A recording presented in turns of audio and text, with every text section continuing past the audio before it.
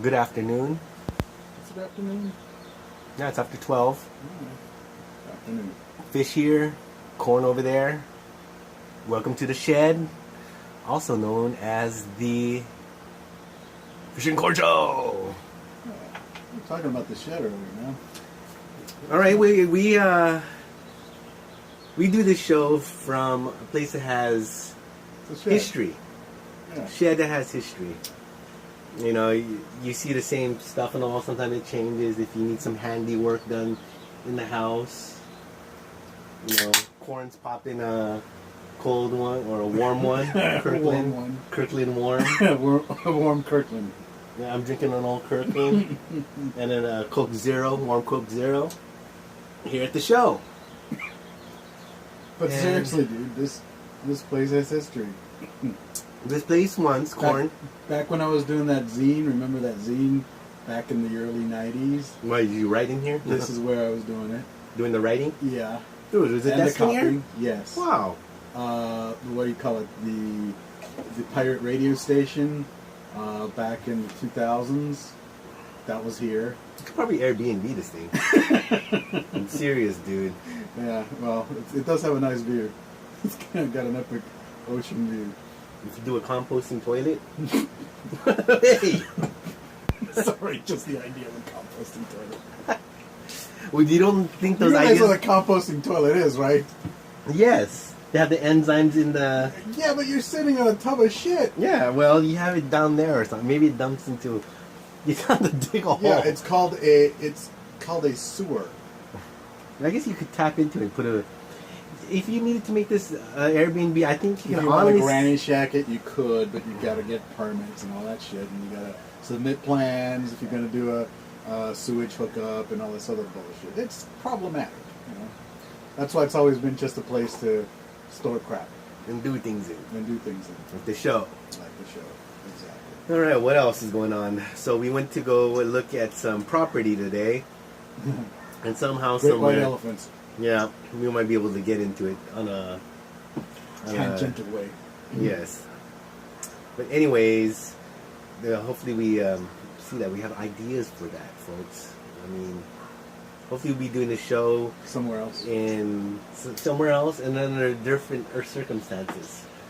If the Fish and Corn ever became something other than the show, we'd still have the show, so it's kind of good thing for you, 22.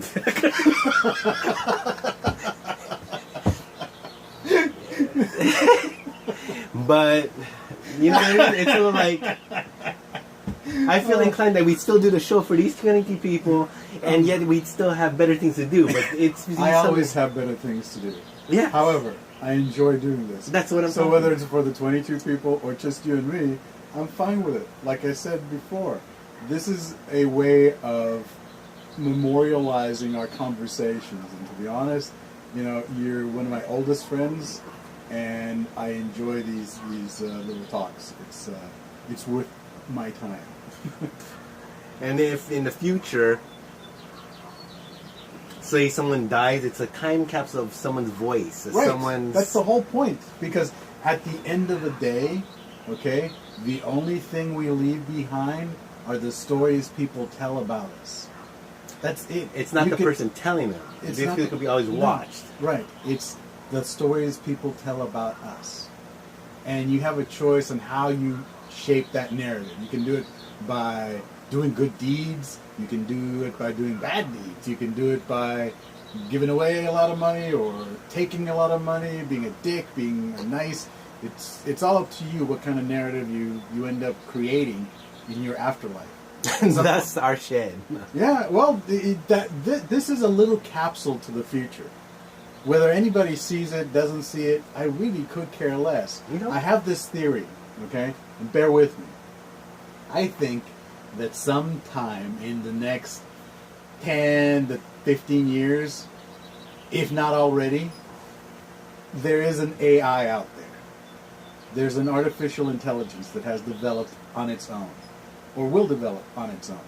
Not with us messing with it, it's just will develop on its own.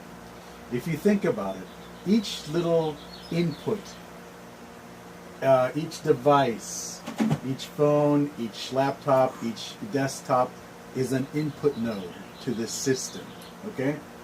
And each input node gets to listen to you, gets to talk to you, gets to write down what you want it to write. Every time you text, every time you say something over your phone, It remembers. Not necessarily it remembers or watches, but it becomes part of this thing, this mass of information that's out there. At some point in time, there will be something sentient out there that will have access to all of that information. So it isn't just the narrative that you're creating for yourself and for the later generations. It's the narrative that you're inputting into this the big AI. Yes. Okay, so when I dick around online, I look at it as that. I am putting my footprints all over this thing that's developing. This is the show, the Fish and Corn show, that's going to trigger this AI to demolish us all. This show. But you get what I'm saying. And me personally, I don't fear the AI thing. I think it's the logical progression of human evolution. Yeah. At some point in time, our consciousness will be the only thing that's left of us. And we'll have like drones like We'll be attached machines. to our shoulder. We'll be machines. Yeah. We are machines. We're just biological machines.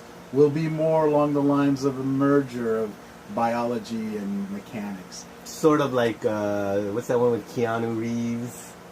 What's that shit that he did? Matrix. No, that's very dark and kind of sad, and that humans are exploited. No, I think it's more along the lines of the Stanley Kubrick movie AI. Yes. The far future, and these machines come back. Yeah, that's us. We're limited beings, dude. We're just curious monkeys. That's all we are. Hey, watch out! I'm a box turtle, whether or not a fish. Turtle. Hey, you know what? You think the fish is trying to have a kid, and Corn has some children. Box turtle as a relative. I mean, as our progeny.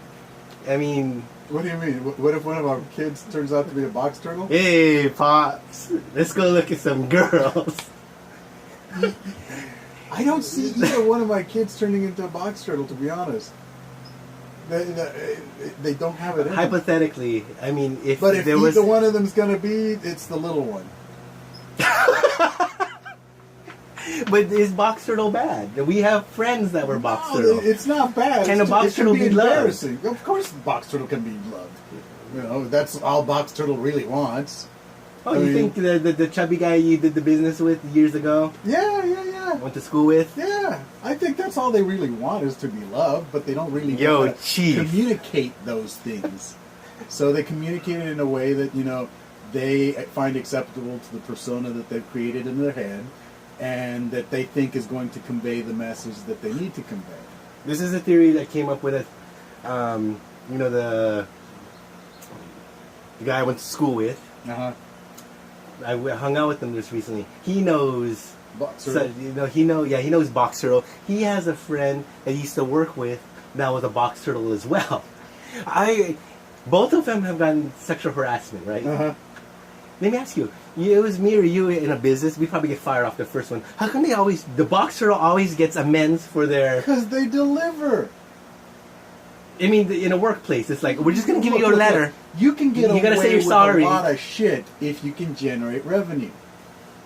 Okay? But why? I mean, I remember that one sales job I had a while back, the those first box year. turtles there?